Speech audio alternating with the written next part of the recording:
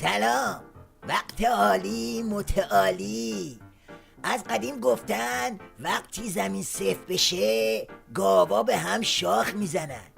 حالا این حکایت همین علمشنگیه که تو استبل ولایت یا همین مجلس آخوندا به راه افتاده.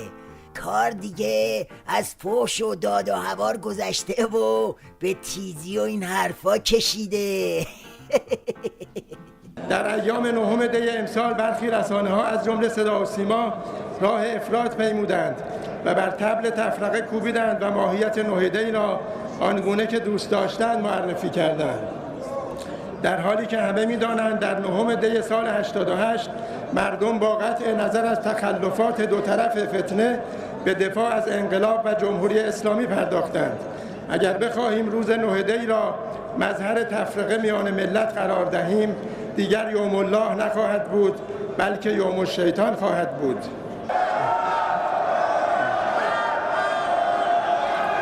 جناب آقای مطهری دیگه آقایان اجازه بدن، اجازه بفرمایید، اجازه بفرمایید دوستان اجازه بفرمایید، اجازه بفرمایید دوستان یه لحظه اجازه بفرمایید، دوستان اجازه. 5 ساله دارن هی نه دی میکنن، بعد این نماینده رد شده از فیلتر شورای نگهبان که تازه پسر مطهریم هست به همین نه دی میگه یوم الشیطان. اینجاست که روح امام ملعون و مطهری جونش توی جهنم گره میخورن تو هم و در یک کلام ماشین نظام آب و روغن قاطی میکنه. بعدم دلواپسان نظام به گوشمالی دادن یارو تو مجلس رضایت نمیدن و میرن واسه بریدن گوشش. عجب مجلسی.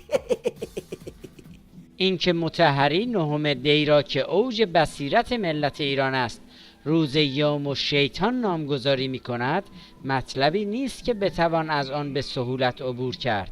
در اینجا بر نمایندگان ملت است که در اعتبارنامه ایشان تشکیک ایجاد کرده و مطهری را فاقد شرایط نمایندگی معرفی کنند. کار به اونجا میرسه که قید آقازاده بودن طرف رو هم میزنن و میگن پسر مطهریم که باشی حق نداری با عمامه عظما الک دولک بازی کنی.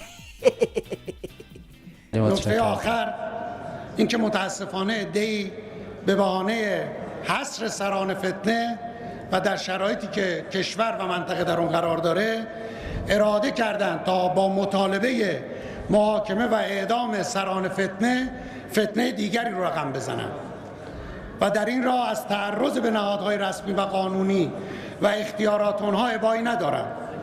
در این بین عده‌ای بازی خورده تهور به خرج داده و پازل دشمن رو کامل میکنن، بی اعتنا به این که گیرم پسر نوح باشی یا برادر حاتم طایی، ولی فردا این نسبت ها افاقه‌ای نخواهد کرد والعاقبة للمتقین.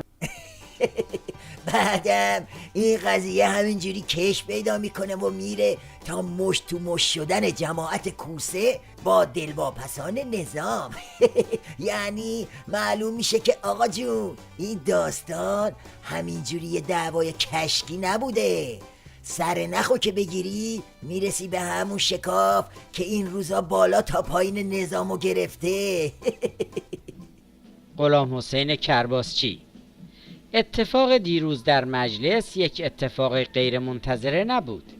در مجلسی که صبح آن روز خشونت در یک جای دیگر دنیا را محکوم می کنند، چنین خشونتی با شخصیتی همچون علی مطهری که خود و خانواده‌اش برای همگان شناخته شده است صورت می گیرد.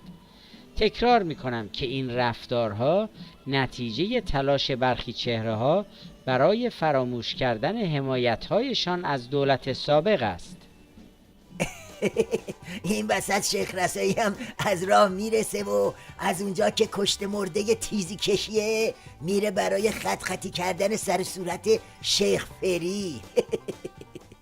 بسم الله الرحمن الرحیم. تذکر بنده خطاب رئیس جمهور محترمه. آقای روحانی اخیراً مطرح کردن که دلشون میخواد رفراندومی برگزار بشه.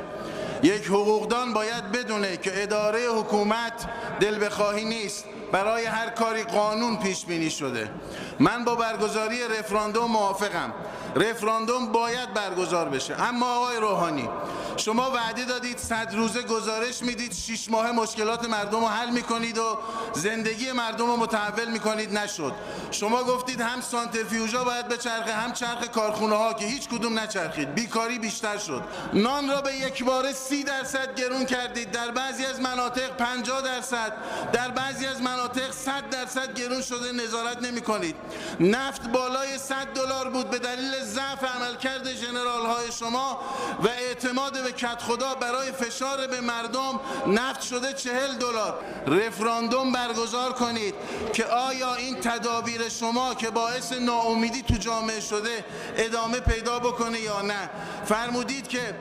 فرمودید که آرمان‌های ما به سانتریفیوژها وصل نیست، به قلب و مغز و دل ما وصله. قلب و مغز و دل به کجا وصله؟ مشکل اینه آرمان‌ها به سانتریفیوژها وصل نیست، اما استقلال و غیرت کشور به سانتریفیوژها وصله. علاوه بر اینایی که گفتی، ریش و دم صیدلی هم به سانتریفیوژها وصله. به خاطر همینم هست که دلش اینطور آشوب شده و یه چنین کشمکشی تو نظامش راه افتاده. بله، وقتی یه مش دایناسور از ته فاضلاب تاریخ بیان و یه مملکت رو قورت بدن و پوز مردم سالاریا از این حرفا بگیرن، به همین مرضی گرفتار میشن که آخوندا شدن. نوش جان.